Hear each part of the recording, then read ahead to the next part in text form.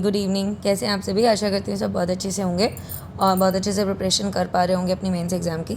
तो अभी कल मैंने जैसा कि डिस्कस किया था चंद्रयान 3 के बारे में सारा कुछ, चंद्रयान 1 एंड 2 की भी मैंने उसमें इनपुट्स दिए थे, क्योंकि इसरो का स्पेस मिशन जो है वो बहुत इंपॉर्टेंस होल्ड रख रहा है। ठीक है, वैसे भी कर ही रहा है as in the sense of general knowledge. ठीक है, और अदरवाइज़ अराउंड तो मेंस के लिए तो है ही इम्पॉर्टेंट। ठीक है, चाहे वो आपका पीसीएस मेंस हो, चाहे वो आपका यूपीएससी मेंस हो, राइट। तो कल का वीडियो अगर आप लोगों ने नहीं देखा है तो प्लीज़ उसको एक बार जाके देख लीजिए, क्योंकि उसमें काफ़ी अच्छे, क्योंकि मैंने अपने ही नोट्स उसमें प्रोवाइड किए हैं, तो आप लोगों को कुछ और अलग से नोट्स बनाने की भी ज़रूरत नहीं पड़ेगी। आप उस वीडियो को देख लेंगे, वहीं से अगर नोट्स आप टिक डाउन कर लेते हैं तो आपके मेंस एग्ज़ाम के लिए इनपुट बहुत अच्छे से वो रेडी हो जाएगा।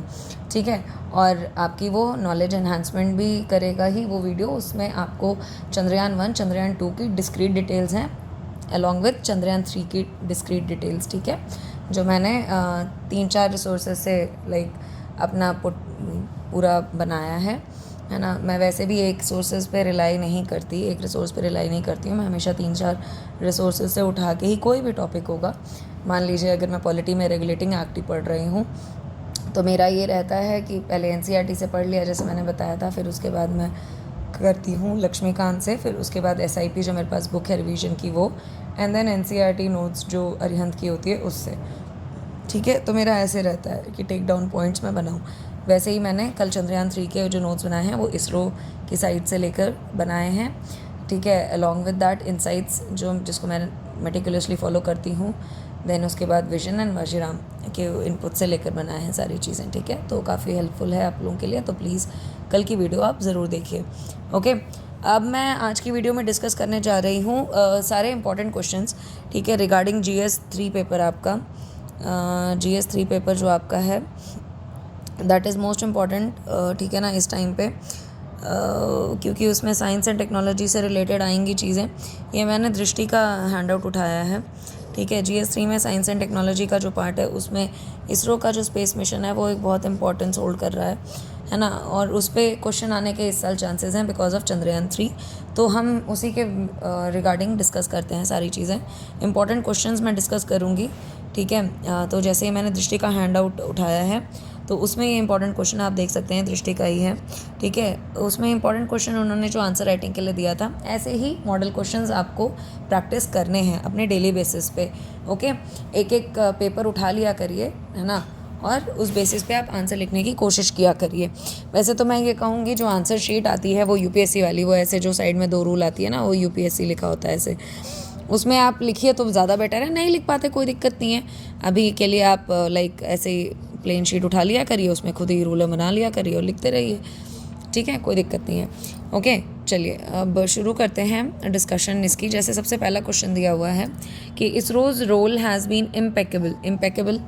इम्पेकेबल वर्ड की मीनिंग पहले तो आपको पता होनी चाहिए। ठीक है, अगर नहीं पता है तो आपके लिए थोड़ा सा दिक्कत हो सकती है, थोड़ा सा, मैं ज़्यादा नहीं कहूँगी। रीज़न बीइंग इज़ कि आपकी वोकैबुलरी स्ट्रॉन्ग होनी चाहिए।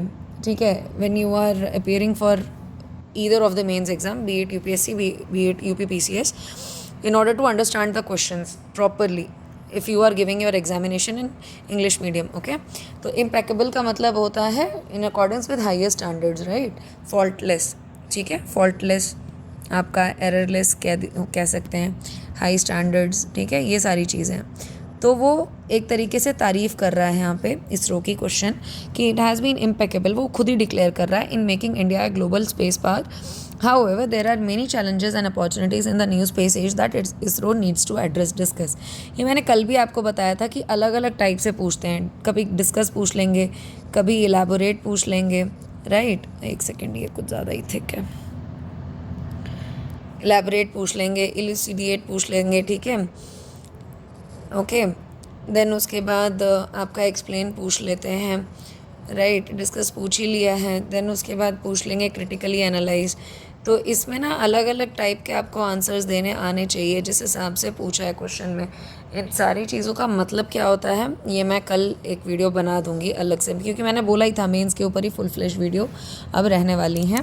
ठीक है, बट मैं डालूंगी। मेरे से 2024 के लिए भी स्ट्रेटजी पूछी जा रही है और ये भी पूछा गया है कि मैम आपने कैसे आपकी क्या स्ट्रेटजी रही, मतलब सारा कुछ बीइंग वर्किंग प्रोफेशनल आप कैसे मैनेज कर ले गए और कैसे आपका स्कोर सारी चीज़ें, ठीक है, उस पर भी बना दूंगी। बट अभी के लिए मेंस पे रहेगा। तो कल मैं ये बताऊंगी कि आपको डिस्कस जब बोला जाए तब आपको कैसे आंसर राइटिंग की आपकी अप्रोच होनी चाहिए, एलैबोरेट बोला है तब क्या होनी चाहिए, इल्यूसिडेट बोला है तब क्या होनी चाहिए, एक्सप्लेन बोला है तब क्या होनी चाहिए, क्रिटिकली एनालाइज बोला है अगर, ठीक है, तो तब क्या होनी चाहिए आपकी, राइट। ये आपको दिख रहा है ना, इल्यूसिडेट मैंने लिखा है, ये इल्यूसिडेट, ओके। चलिए, तो ये आ गया क्वेश्चन आपका, ठीक है। अब इसमें अप्रोच क्या होनी चाहिए, देखिए सबसे इंपॉर्टेंट चीज़ यहाँ पे जो इन्होंने भी बताई है, you have to first briefly mention about ISRO's role in making India global space park, okay. Then you have to explain new space age क्या है, and you have to mention the challenges and opportunities for ISRO, right? And then you have to conclude by mentioning the need for regulation in space sector, okay? ये 3 चीज़ों का आपको ध्यान रखना है। You have to keep all these 3 points into your mind. You have to consider all these points while you are going to approach for your answer writing regarding this question, okay? In the very first portion you are supposed to give the introduction, and introduction I have always said it should be like very much attractive, it should be catchy, so that it should catch the attention of the examiner, okay? He should know that you are knowing in-depth knowledge about this topic and you have written so well, okay, so that he is interested in reading all of your answer, okay? Till the end he should be bound, okay, he should be bound with your answer in any case, right?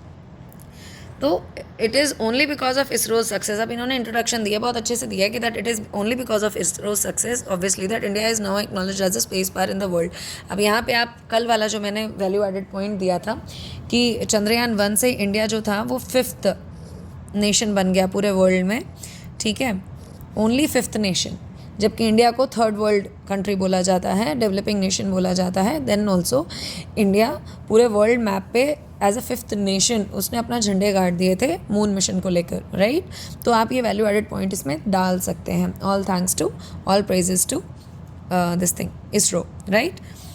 ये आप डाल सकते हैं। अगर आपने कल की video नहीं देखी है तो प्लीज़ जाके उसको देखिए, वो बहुत अच्छी वीडियो है ना। अगर नहीं देखी है आपने अभी तक तो आप प्लीज़ उसको जाके देख लीजिए, ठीक है। ISRO has delivered many projects serving military as well as socio-economic and commercial needs of India, right? ISRO ने ये बहुत अच्छे projects इन्होंने deliver किए हैं। Now the major focus of space-based programs are satellite communication like INSAT, GSAT, okay, Earth observation, India remote sensing, geographical information system, satellite aided navigation, navigation with Indian constellation, full form दिया इन्होंने, deep space probes like Chandrayaan, Mangalyaan mission, etc. ठीक है। तो इन्होंने brief introduction दे दी है but बहुत अच्छे से दी है, ये बता दिया है एग्जामिनर को कि आपको इन डेप्थ नॉलेज है इस टॉपिक की, ठीक है। तो इंट्रोडक्शन पे आपको बढ़िया नंबर यहाँ पे मिल जाएंगे, right. Now comes the body of the letter, okay, आपका जो आंसर राइटिंग है, right. Now there is emergence of new space age. New space age क्या है, अब यहाँ पे हमें इसे डिफाइन करना है, राइट, क्योंकि एक नया वर्ड यूज़ हो रहा है तो हम उसे डिफ़ाइन करेंगे। कभी भी कोई भी चीज़ आप एग्जामिनर के सामने लिख रहे हैं तो then you are suppose to fully explain it, ठीक है। मैंने पहले भी बताया है कि जो आपका मेंस एग्ज़ाम है वो एक तरीके से इलेबोरेट वर्जन है 10th and 12th board exams का, ठीक है, ये आप मान के चलिए। And you have to consider that your examiner is knowing nothing, आपको उसको पूरा समझाना है, स्पून फीड करना है जैसे बच्चे को पढ़ाते हैं, तो वो चीज़ आपको करनी है। तो बच्चे को सीधा जंप नहीं करवा देंगे, उसको लाइन बाय लाइन ग्रेजुअली, ठीक है, we'll start explaining everything to him so that he can understand it properly, right. तो यही चीज़ हमें एग्जामिनर के साथ भी करनी है, यही तो कंस्ट्रेंट है मेंस का, आपको कम से कम शब्दों में ज़्यादा से ज़्यादा बयान करना है, okay.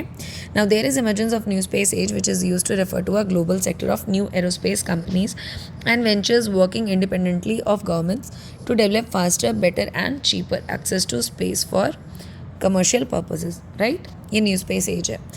Now comes to the point of opportunities, okay.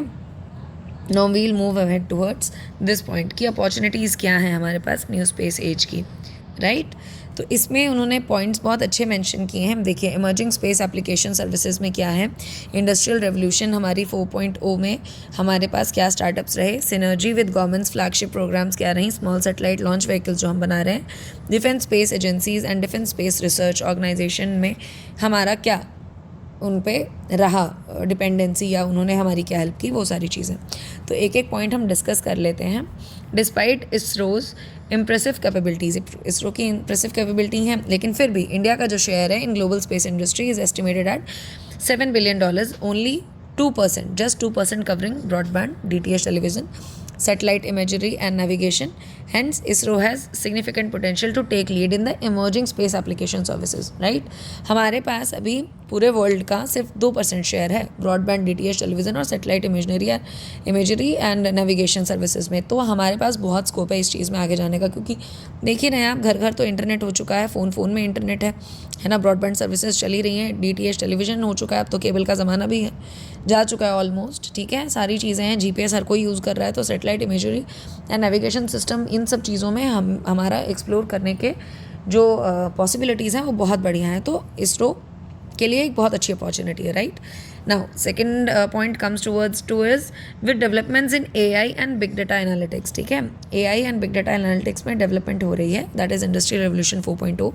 उसमें बहुत सारे स्टार्टअप्स आए हैं with seek value to explore. अच्छा, वर्ड देखिए, वर्ड ऐसे यूज़ करने हैं आपको, मेटाफर्स, बढ़िया, ठीक है। Like this you are suppose to use mushroomed, जैसे मशरूम उग जाते हैं ना, बारिश ज़रा सी भी होती है, ठीक है, तो डैम्प एरियाज़ में, श्राम्प एरियाज़ में मशरूम एकदम से ऐसे उग जाते हैं ढेर सारे, तो वही चीज़ है, ठीक है। सेवरल स्टार्टअप्स हैव मशरूम, मतलब मशरूम की तरह एकदम से उग आए हैं ढेर सारे, है ना, मार्केट में। With seek value to explore end to end services in the B2B and B2C segments using the new space. क्या अब यहाँ B2B और B2C एक्सप्लेन करने की ज़रूरत है? नहीं, इसकी ज़रूरत नहीं है। रीज़न बीइंग इज़ ये कोई इकोनॉमिक सेक्शन का नहीं है आंसर राइटिंग, ठीक है। यही मैं बता रही हूँ, आपको पता होना चाहिए कहाँ क्या एक्सप्लेन करना है, कहाँ क्या नहीं करना है। तो B2B B2C मैं एक्सप्लेन नहीं करूँगी बिकॉज ये इकोनॉमिक्स का नहीं है क्वेश्चन, राइट। बस एक लाइन लिख के छोड़ दूंगी। नाउ द न्यू स्पेस, मेरे को एक्सप्लेन किसको करना है? साइंस एंड टेक्नोलॉजी का क्वेश्चन है, तो मैं साइंस एंड टेक्नोलॉजी से रिलेटेड जो वर्ड्स होंगे उनको करूँगी एक्सप्लेन, ठीक है। Now the new space startup discern a synergy with government's flagship programmes like digital India, startup India, skill India, schemes like smart cities mission, right. There is an emerging market for small satellite launch vehicles, ठीक है, emerge कर रही है market, तो हम उसमें बहुत अपना प्रगाढ़, अपना जिसको कहते हैं ना पोजीशन बना सकते हैं, right. Because make in India initiative तो चल ही रहा है ना, तो उससे हमें बहुत अच्छा बूस्ट मिला है and we can utilise such sort of golden opportunity, ठीक है, in order to like get our position permanently fixed, ठीक है, in the emerging market for small satellite launch vehicles, और हम बना भी रहे हैं अच्छे से, isn't it?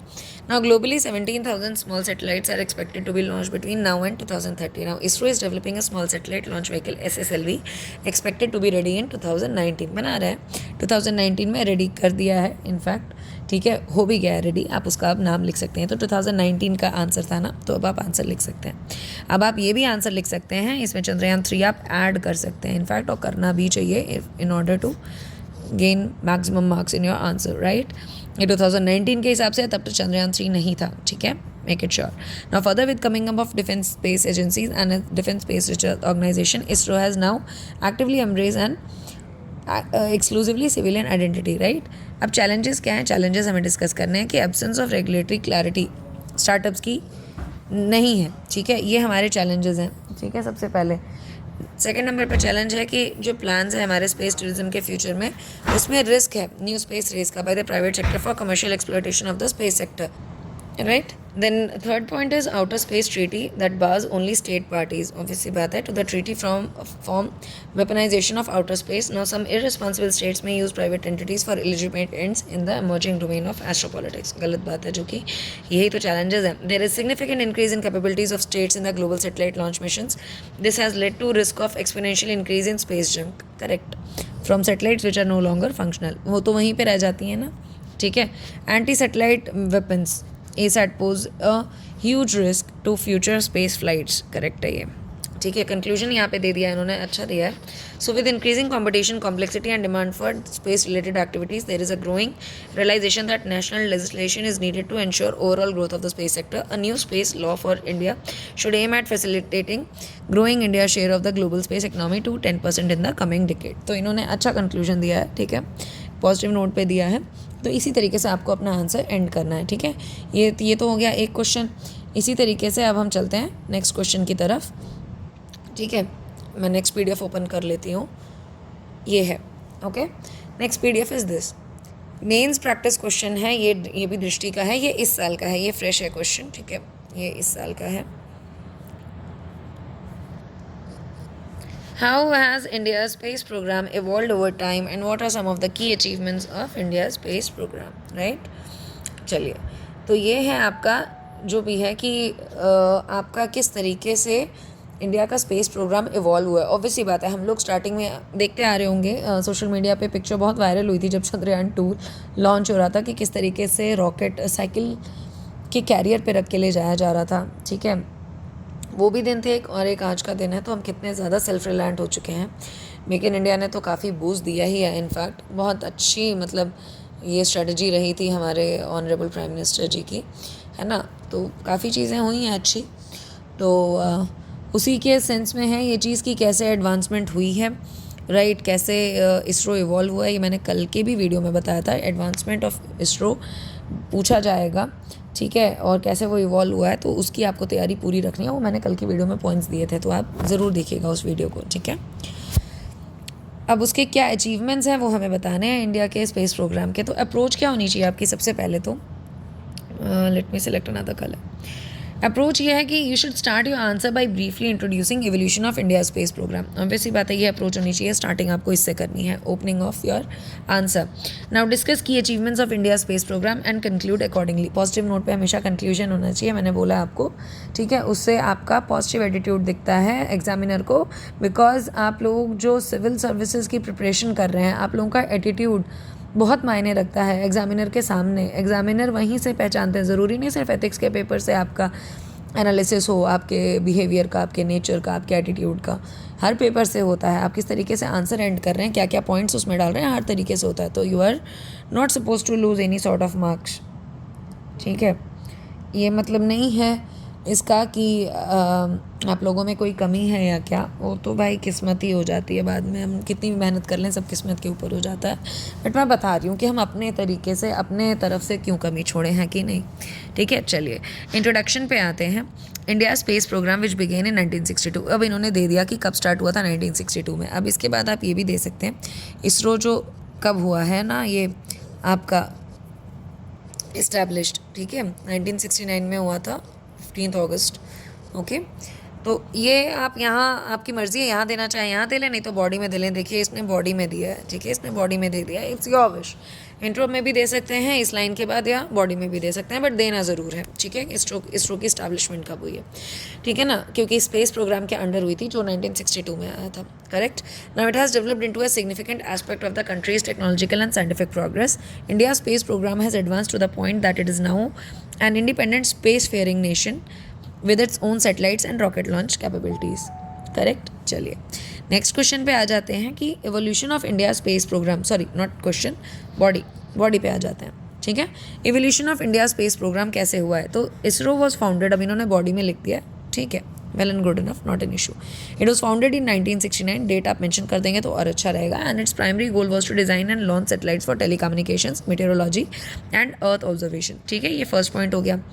सेकेंड पॉइंट है आपका, the organisation's early missions were carried out with the help of other countries. हम सेल्फ रिलायंट नहीं थे ना तब तक, till that time we were not self reliant. आप यहाँ पे बीच में ना जब अपनी सेल्फ रिलायंस की बात करते हुए मेक इन इंडिया का पॉइंट ऐड करेंगे तो वो एक एडेड एडवांटेज आपको मिलेगा। मैं बता दूँ, because being a civil servant you are not suppose to criticise और चाइड द गवर्नमेंट। मैं पहले बता दूँ, जितना हो सके आपको उनके बारे में पॉजिटिव बातें ही लिखनी है, ठीक है। ये गलती आप कभी मत करिएगा। मैं वीडियो बना दूंगी एक कि आपको मिस्टेक्स क्या नहीं करनी है। पढ़ता हर कोई है, पढ़ के हर कोई जाता है, कहीं का कुछ कमी हो जाती है, कहीं कुछ कमी हो जाती है, बट जो कॉमन मिस्टेक्स जो आप अवॉइड कर सकते हैं वो आपको क्या नहीं करनी है उसका मैं बताऊंगी। यही सारी चीज़ें हैं, ठीक है, कैसे क्या लिखना है क्या नहीं, राइट। चलिए, organisation's early missions were carried out with the help of other countries such as US, France and Soviet Union. आपको पता होना चाहिए, यहाँ पे आप मेंशन कर सकते हैं कि चंद्रयान 2 में भी रॉसकॉस्मॉस, मैंने कल बताया था कल की वीडियो में, इसलिए बार बार बोल रही हूँ, कल की वीडियो देख लीजिए, बहुत अच्छी वीडियो है, ठीक है। बहुत हेल्प मिलेगी आपको, बहुत नॉलेज एनहांसमेंट होगी आपकी, ठीक है। रॉसकॉस्मॉस के साथ हुआ था, रशिया के साथ पैक्ट हुआ था कि चंद्रयान 2 ये हम दोनों मिलके करेंगे, लैंडर वो प्रोवाइड करेंगे, ऑर्बिटर, रोवर और हमारा जो लॉन्च व्हीकल है हमारा होगा। बट जब 2015 तक भी वो प्रोवाइड नहीं करवा पाए तो हमारे पास कोई ऑप्शन बचा नहीं कि हमें डील कैंसिल करनी पड़ी और फिर 2015 के बाद से हमारा ये इंडिजिनस प्रोग्राम हो गया, सारा कुछ हमने खुद ही बनाया, राइट, ठीक है। Now, the satellite instructional television experiment SITE was India's first satellite-based telecommunication experiment, which began in 1975. अब ऐसे ही India space program took a significant leap forward in 1980s when organization launched its first satellite Aryabhatta in 1975. अकेले खुद ही किया अपने दम पे। ये सारे पॉइंट्स आपको करने होंगे मेंशन, या आप मेंशन करेंगे तो आपको बढ़िया मार्क्स मिलेंगे, right. Now the Rohini satellite was launch using India's first satellite launch vehicle, the satellite launch vehicle SLV-3 1983। ये भी हमने बना लिया। देख रहे हैं आप कितना जल्दी जल्दी हम कर रहे हैं, राइट। 1975 में पहला साइट एक्सपेरिमेंट करते हैं, 1975 में ही आर्यभट्टा बना देते हैं। सैटेलाइट 1983 में हम अपना SLV बना के, ठीक है, जो सैटेलाइट लॉन्च व्हीकल है रोहिणी सैटेलाइट को लॉन्च कर देते हैं। Then ISRO achieved its first successful satellite launch using the polar satellite launch vehicle PSLV बनाया 1993 में। And the organisation launched its first remote sensing satellite IRS-1A in 1988. Okay. Now, India's space program became self-sufficient in the 1990s with the organization designing and launching its satellites without foreign assistance. ये हम self-sufficient बन गए, right? India launched its first geostationary satellite INSAT-2B in 1993 and the organization launched its first dedicated meteorological site MITSAT in 2002. ये आपको points याद होंगे तभी आप लिख पाएंगे, इसीलिए मैं बोल रही हूँ पढ़िए अच्छे से, ठीक है। चंद्रयान 3 के लिए बहुत अच्छे अच्छे इनपुट्स मैंने दिए हैं कल के वीडियो में, तो आपको वो बहुत हेल्प होगी चंद्रयान 3 के ऊपर लिखने में, ठीक है। की achievements of the India space programme क्या थी? सबसे पहला, space program has achieved several significant milestones over the years, demonstrating the organization's technological capabilities and advancements. Here are a few examples. Mars Orbiter Mission (MOM). India का जो Mars orbiter mission है, also known as Mangalyaan, was launched on November 5, 2013 and entered the Martian orbit on September 24, 2014. India became the first nation to successfully reach Mars on its first attempt, and the mission success put India in the same league as the US, Soviet Union and the European Union.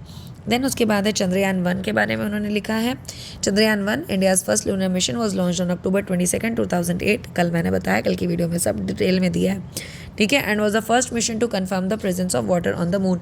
मैं ये इतनी लंबी video या इतने मेरे detail में notes सिर्फ इसीलिए बनते हैं क्योंकि आपके पास पॉइंट्स होने चाहिए लिखने को, ठीक है। पॉइंट्स ही नहीं लिखने को होंगे तो आप लिखेंगे क्या? सबसे बड़ी बात तो ये है, ठीक है। आप ये मत सोचिए कि 2-3 पॉइंट्स में कवर हो जाएगा पेपर, ठीक है ना। आपको मैक्सिमम इनपुट्स प्रोवाइड करने हैं पेपर में इन मिनिमम सॉर्ट ऑफ वर्ड्स, ये समझ लीजिए, ठीक है। तो पॉइंट्स होंगे ही नहीं तो लिखेंगे कहाँ से? इसलिए मेरी वीडियो भी लंबी होती है क्योंकि मैं इनपुट्स बहुत ज़्यादा प्रोवाइड करती हूँ ताकि आपकी हेल्प हो जाए, और मेरे नोट्स भी इसीलिए बहुत ज़्यादा डिटेल में होते हैं कि एक एक चीज़ मैं कवर करती हूँ, माइन्यूट से माइन्यूट डिटेल्स मैं कवर करती हूँ, कुछ भी छोड़ती नहीं हूँ, ओके। चलिए, अब उसके बाद बात आती है Chandrayaan 1 orbited the moon for 10 months and discovered over 40 craters with water ice. It was also the first Indian spacecraft to be placed in the lunar orbit, right. Lunar orbit में ये फर्स्ट इंडियन स्पेसक्राफ्ट था, ठीक है, जिसकी positioning इस हिसाब से हुई थी, एंड ये अपने आप में बहुत बड़ी अचीवमेंट थी। रिकॉर्ड ब्रेकिंग सैटेलाइट लॉन्च किया था 2017 में। India had launched 104 satellites into orbit, right, breaking the previous record held by Russia, which launched 37 satellites in a single launch. हमने 104 की हैं, देखिए। PSLV C-37 mission, which launched from Satish Dhawan Space Center, included satellites from 6 countries, including India, US and Netherlands. GSLV MK3, जो अब तक का हमारा heaviest है, ठीक है, वो बनाया 2017 में। Geosynchronous Satellite Launch Vehicle Mark 3 was successfully launched, making India one of the few countries with the capability to launch heavy satellites, भारी सैटेलाइट्स को लॉन्च करने की कैपेबिलिटी कुछ ही देशों के पास है, और उसमें से इंडिया भी अब उन देशों के समूह में शामिल हो चुका है, ठीक है। देन एंटी सैटेलाइट टेस्ट किया था हमने 2019 में। India successfully tested an anti satellite asset missile, making it one of the few countries with this capability. अब इसमें आप चंद्रयान 3 भी जोड़ेंगे, ठीक है, क्योंकि ये आंसर इन्होंने अप्रैल में रेडी किया इसलिए इन्होंने पॉइंट नहीं दिया, बट आप इसमें चंद्रयान 3 भी डालेंगे। उसमें लिखेंगे कि upon the failure of Chandrayaan 2 yet, okay, our hopes didn't get shattered, ठीक है, our morale got boosted up rather, okay, and we have like successfully launched Chandrayaan 3 on 14th of July 2023, and if our lander lands successfully, which we are very much hopeful this time, then India will be the first country in the whole world to have landed, okay, to have landed on the lunar south pole, जहाँ पे अभी तक कोई गया ही नहीं है, ठीक है, जहाँ पे कोई पहुँच नहीं पाया है आज तक, ठीक है ना। तो वो इंडिया सबसे पहली कंट्री बन जाएगी, ठीक है, जो एक्चुअल में लैंड कर रही होगी लूनर साउथ पोल पे, ठीक है, और वहाँ पे जो डिस्कवरीज करने वाली होगी वो भी इंडिया फर्स्ट कंट्री बन जाएगी, राइट। चलिए, तो ये चीज़ें आपको इनपुट इसमें दे देनी है चंद्रयान 3 के बारे में। देन कंक्लूजन ये है कि India space programme has evolve significantly since its inception in 1962। Positive note पे ही आपको एंड करना है। The organization has made significant achievements in the field of space technology and exploration. The organization's technological achievements, such as launching satellites and exploring other planets, have put India in the global space technology race. India's space program will undoubtedly continue to progress, and its achievement will contribute to the country's economic, technological and scientific growth. तो एक positive note पे and कर दिया, ठीक है। तो आप देख सकते हैं ये बहुत अच्छे से इन्होंने बताया है कि किस तरीके से आपको आंसर अपना प्रोसीड करना है, ठीक है। आप इस तरीके से लिखेंगे तो definitely you are going to fetch maximum marks in your answer writing portion in GS 3 mains, ठीक है। अब इसी के साथ साथ थोड़े क्वेश्चंस अगर हम प्रैक्टिस कर लें, जैसे मान लीजिए ये आपके सामने क्वेश्चन आ जाता है, मान लीजिए इसी साल के पेपर में आ जाता है ये क्वेश्चन आपके सामने, ठीक है, कि India's quest to land, simple question मान लीजिए, ठीक है, ज़्यादा उसमें वो नहीं है, कि India's quest to land its first spacecraft on the moon got off to a smooth start with the successful launch of Chandrayaan 3, ठीक है, mission aboard the country's powerful rocket LVM-3M4, right? Now in light of this statement discuss the significance of this mission, ठीक है। ये question आ जाता है, मान लीजिए एक ये क्वेश्चन आ जाता है, the ISRO has set high standards in the area of space technology, ठीक है। तो ये क्वेश्चन मान लीजिए आ जाते हैं, तो आप किस तरीके से आंसर प्रोसीड करेंगे, ठीक है। तो मान लीजिए ये अगर आपका क्वेश्चन आता है तो इसमें आपको आंसर आपको किस तरीके से मतलब वहाँ पे प्रोवाइड करने होंगे, ठीक है, इनपुट। मान लीजिए आप इसमें क्या लिखेंगे, सबसे पहले स्टार्टिंग ये कर लेंगे, पहले तो बता देंगे कि भाई चंद्रयान 3 से पहले चंद्रयान 2 था, ठीक है, चंद्रयान 2 में हमारी क्या फेलियर्स रहे, ठीक है, और क्या सक्सेस रहा, क्या कुछ नहीं। सक्सेस तो कुछ नहीं हो पाया बेचारा, जब लैंडर लैंड ही नहीं कर पाया तो क्या ही था, ठीक है। बट इससे पहले चंद्रयान 1 जो हमने दिया था, एक पृष्ठभूमि कहते हैं ना, एक background, you are suppose to get it ready before approaching to your main answer, isn't it, okay.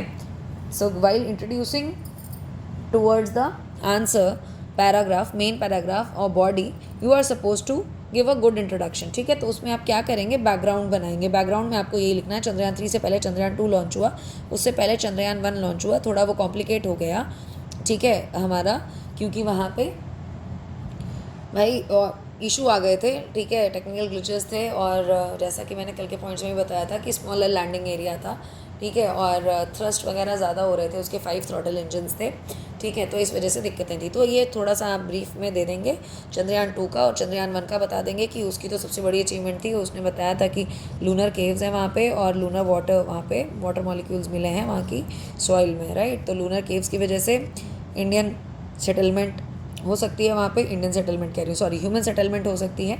India ही याद आ रहा है ना कल से, ठीक है, बहुत प्राउड मोमेंट है ऑब्वियसली, है ना। बस सक्सेसफुली लैंड हो जाए तो और बस एकदम खुशी की बात, राइट, क्योंकि आज पता लगा है सक्सेसफुली वो डिटैच तो हो ही गया है उससे, लॉन्च व्हीकल से, satellite, okay. And lunar caves, lunar water है, तो मतलब वाटर मॉलिक्यूल्स, वहाँ पे वाटर की प्रेजेंस मिली है, तो ऑब्वियसली ह्यूमन सेटलमेंट आसान होगी। सिग्निफिकेंस क्या रहा है मिशन का, ठीक है, मिशन की सिग्निफिकेंस में आप लिख देंगे, टेक्निकल सिग्निफिकेंस ये है आपकी कि आपको क्या क्या है उसमें, टोपोग्राफिकल स्टडीज़ मिल जाएंगी, है ना, टोपोग्राफिकल स्टडीज़ मिल जाएंगी, कॉम्प्रिहेंसिव मिनरोलॉजिकल आपकी स्टडीज़ मिल जाएंगी। देन उसके बाद आप ढेर सारे एक्सपेरिमेंट्स कर सकते हैं लूनर सरफेस पे, पता लगा सकते हैं वहाँ पे मिनरल्स कौन कौन से हैं, है ना, क्या इंपॉर्टेंट चीज़ें हैं वो सब आपको मिल जाएंगी, ठीक है। सोलर सिस्टम को हमें अंडरस्टैंड करने में आसानी होगी, सोलर सिस्टम जो है, सोलर सिस्टम को हमें अंडरस्टैंड करने में आसानी होगी, राइट। कुछ भी वहाँ पे फ्रोज़न फॉर्म में पड़ा हुआ है, मान लीजिए अब वो क्योंकि वो एरिया है वहाँ पे सनलाइट ही नहीं है ना। लूनर साउथ पोल की इंपॉर्टेंस यही है, पहले तो आपको ये पता होना चाहिए। आप ये लाइन लिख सकते हैं, लूनर साउथ पोल इंपॉर्टेंट इसलिए है क्योंकि वहाँ पे सनलाइट पहुँचती ही नहीं है एंड वो मोस्ट ड्रेडेड एरिया है। अभी तक वहाँ कोई पहुँचा नहीं। अभी तक जितनी भी सैटेलाइट्स पहुँची हैं ये यूएस वगैरह की, मैंने बताया था 4 देश, ठीक है, यूएस, जापान, आपका सोवियत यूनियन और ये यूरोपियन स्पेस एजेंसी, ये सारे जो भी पहुँचे हैं ये इक्वेटोरियल उस पे पहुँचे, इक्वेटोरियल पे पहुँचे, क्योंकि वहाँ तो सनलाइट भी है और ये सारे सोलर पावर्ड होते हैं ना आपके सैटेलाइट्स, तो वो तो अच्छे से उनको भाई सूर्य की एनर्जी भी मिल रही है। इक्वेटोरियल रीजन में उतरना भी आसान है, बट ये जहाँ पे उतर रहा है वहाँ पे लैटिट्यूड ही थोड़ा सा डिफ्लेक्टेड है, ठीक है। और ड्रेडेड रीजन इसलिए वहाँ लाइट कहीं पहुँचती ही नहीं है लूनर साउथ पोल पे, तो वहाँ क्या क्या खजाने रखे हैं क्या क्या नहीं वो पता लगेगा। और जो हमारी क्वेस्ट फॉर वाटर स्टार्ट हुई है उसमें हमारा हेल्प मिलेगी क्वेस्ट फॉर वाटर में कि क्या क्या और मिल सकता है, क्योंकि वाटर मॉलिक्यूल्स तो मिले ही हैं, ठीक है। और क्या है इसमें हम फर्दर देख सकते हैं, कॉलोनाइजेशन है, हो सकती है कि नहीं हो सकती है वो देखना, एक्सट्रीम टेम्परेचर डस्ट स्टॉर्म्स हैं, हम उसमें क्या सर्वाइव कर पाएंगे ह्यूमंस की नहीं, ये सारी चीज़ें। देन उसके बाद आपका जियो पॉलिटिकल चीज़ें आ जाती हैं, इंडिजिनस डेवलपमेंट आपको लिखना होगा, ठीक है। हमने जो बनाया है अपना, चाहे वो GSLV MK3 था, ये LV M3 M4 है, वो सारी चीज़ें, फ्रूगल इंजीनियरिंग हमारी क्या है, ठीक है। चंद्रयान 2 पे कॉस्ट का क्या था, इस टाइम पे कॉस्ट क्या रहा है, and that is being led by India's rocket women, भाई औरतें ही इसको भैया लीड कर रही हैं, पता होना चाहिए आपको। लखनऊ की ही मैडम है जो लीड कर रही हैं चंद्रयान 3, कमेंट सेक्शन में बताइएगा, ठीक है, कौन है वो, उनका नाम बताइएगा, इतना मैंने इनपुट दे दिया आपको, ठीक है। तो ये सारी चीज़ें आप इस क्वेश्चन के आंसर में लिखेंगे तो आपको ये पूरा चांसेस हैं कि आपको इसमें मार्क्स में मार्क्स फेच हो जाएंगे। अब मान लीजिए यही क्वेश्चन ये आता है कि ISRO has set high standards, ठीक है, हाई स्टैंडर्ड सेट किए हैं, तो इसमें भी अगेन जस्ट लाइक दृष्टि ने बताया था और अभी ऊपर हमने डिस्कस किया, पहले इसकी इंट्रोडक्शन देंगे कि 1969 में ये बना, ठीक है, डेट मेंशन कर देंगे 15 अगस्त 1969, ठीक है। बहुत इंपॉर्टेंट ऑर्गेनाइजेशन है जिसने हमारी स्पेस एक्सप्लोरेशन को नए लेवल पे लेके गए हैं। इसकी बॉडी में आप मेंशन करेंगे सारी चीज़ें कि भाई नासा और ESA जो है, नासा तो पता ही है US का है और ESA किसका है, यूरोपियन स्पेस एजेंसी, ठीक है। सारे यूरोपियन कंट्रीज़ का मेजर जो है उनके पास तो बहुत रिसोर्सेज हैं, हमारे पास उतने रिसोर्सेज भी नहीं थे। मैंने बताया ना वो तस्वीर जो दिखती है कि हम कहाँ से कहाँ तक पहुँच गए खुद के दम पे, खुद की मेहनत पे, वही मैं कहती हूँ, मेहनत करते रहना है, डरना नहीं है, टेंशन नहीं लेनी है, राइट। हो जाती है टेंशन, नो डाउट, मुझे भी हो जाती है, बट है ना, हार नहीं माननी है। तो कैसे साइकिल के कैरियर पे लेके जा रहे थे रॉकेट लॉन्चर और अब देखिए कहाँ तक क्या है ना। तो इसमें सारे वही आप इनपुट्स डाल देंगे। अभी जो हमने अपना सेटेलाइट लॉन्च व्हीकल बनाया, आर्यभट्टा सेटेलाइट बनाई, रोहिणी सेटेलाइट बनाई, देन हमने 107 highest number of satellites launch की तो 2017 में। अपना यही आपका जो LV M3 ये जो जिससे हमने भेजा M4 और GS आपका जो आपका PSLV बनाया, PSLV बनाया, देन GSLV जो बनाया है हैवीएस्ट MK3 वाला रॉकेट लॉन्चर जो बनाया है, वो हमारी सारी एक अचीवमेंट्स है, वो हम मेंशन कर सकते हैं, ठीक है। और 2008 में जो चंद्रयान 1 से था, हम ओनली 5th नेशन बन गए पूरे वर्ल्ड में जिसने अपना स्टार्ट किया है। और अपना जो मार्स मिशन था मॉम, वो तो भैया इतना कॉस्ट इफेक्टिव है, 11% ऑफ द कॉस्ट लगी है जो नासा ने डाला है, और ये हमारा सबसे पहला हम नेशन बन चुके हैं कि पहली बारी में ही सक्सेसफुल लॉन्च हो गया, ठीक है। सिंपली 450 करोड़ के बजट में बन गया है, सोचिए, ठीक है। वेरी फर्स्ट अटैम्प्ट में मार्स पे लैंड करने वाला है इंडिया, पहला कंट्री बन चुका है, सोचिए हमने कितनी ज़्यादा बड़ी अचीवमेंट की हुई है ना। एस्ट्रोबायोलॉजी में भी हमारी एडवांसमेंट हुई है, हमें 3 बैक्टीरिया की स्पीशीज़ मिली हैं UV रेज़ के प्रति जिनकी हाई रेजिस्टेंस है, ठीक है, हमें वो दिखी हैं। 2009 में ये इसरो ने ये अचीवमेंट हासिल की थी इस चीज़ को, ठीक है, खोज निकालने में, डिस्कवर करने में, कहाँ पे, अर्थ के अपर स्ट्रेटोस्फेयर में। ये सारे पॉइंट्स आपको लिखने हैं, ठीक है, सारी चीज़ें मेंशन करनी है। गगनयान मिशन है हमारा जो 2022 में लॉन्च हो गया है ना। और फिर उसके बाद हमारा RLVTD टेक्नोलॉजी है। RLVTD टेक्नोलॉजी जो है वो आपकी पता ही होना चाहिए आपको, reusable launch vehicle technology demonstrator है। नैनो सेटेलाइट्स, ठीक है, इंडिया ने अपनी भाई डेवलप की हैं, 45 कंट्री को ट्रेन कर रहा है। इसरो के प्रोजेक्ट्स हैं उन्नति, युविका, ठीक है, यंग माइंड्स को वो ताकि एक्सप्लोर करें उनको डालें, तो ये सारी चीज़ें आपको लिखनी है। तो ऐसे ही इसरो ने हाई स्टैंडर्ड सेटअप किया, ऐसे लिखना है। एंड कंक्लूजन में यही लिखना है कि भैया जैसे हमारे मोदी जी हैं, उन्होंने बोला है कि ISRO is the pride of our nation which has showed us like sky is the limit and it is in our limits and we are supposed to reach it, and we are reaching it, है ना. Sooner or later we are going to capture whole of the sky, ऐसे लिख के आपको ख़त्म कर देना है. ठीक है. तो ये थे इंपॉर्टेंट चीज़ें, important points, important like questions जो प्रोबेबल हैं, आ सकते हैं, मोस्ट प्रोबेबल क्वेश्चंस जो इस बार के मेंस एग्जाम में पूछे जा सकते हैं regarding to your Chandrayaan 3, our Chandrayaan 3 rather, I should say, I'm sorry, our Chandrayaan 3, our ISRO space program, है ना, pertaining to the science and technology topic which comes under GS3 paper. ठीक है. तो these are the things which you are supposed to cover, which you are supposed to mention in your answer in order to fetch maximum marks, है ना. So you have to prepare your answer accordingly, you have to prepare yourself thoroughly, है ना. आपको कोई भी question का answer किस तरीके से करना है वो ऐसे देखना है, करना आना चाहिए, राइट. अब कल के उसमें मैं डिस्कस करूँगी. मैंने बता दिया कि वो क्वेश्चंस जैसे आते हैं ना मेंस में, इलेबोरेट में क्या लिखना है, एक्सप्लेन में क्या लिखना है, क्रिटिकली एनालाइज आए तो क्या लिखना है, डिस्कस आए तो क्या लिखना है, इलूसिडिएट आए तो क्या लिखना है. तो वो एक शॉर्ट वीडियो रहेगी हार्डली 5 to 10 मिनट्स की, उसमें मैं बता दूंगी. वो इम्पॉर्टेंट इसलिए है क्योंकि आपको पता होना चाहिए कि क्या शब्द आया है और आपको आंसर क्या देना है. ये नहीं है कि भैया एक्सप्लेन में भी वही लिख रहे हैं, क्रिटिकली एनालाइज में भी वही लिख रहे हैं, डिस्कस में भी वही लिख रहे हैं. इस तरीके से नंबर नहीं अच्छे फेच हो पाएंगे, राइट. चलिए, पढ़ते रहिए, मस्त रहिए, खुश रहिए. कोई भी डाउट्स हो कमेंट सेक्शन में पूछिए, या मेल तो आप कर ही सकते हैं. एंड चैनल ज्वाइन नहीं किया है टेलीग्राम पे तो वो भी कर लीजिए. एम सिविल सर्विसेज है, उसका आपको जो लिंक है वो आपको बायोडाटा में भी मिल जाएगा. जो प्रोफाइल है यूट्यूब की चैनल की, यह आपको इसके वीडियो के डिस्क्रिप्शन बॉक्स में मिल जाएगा. ठीक है. चलिए, ऑल द बेस्ट दोस्तों, गुड नाइट, मिलते हैं कल. Bye bye, take care.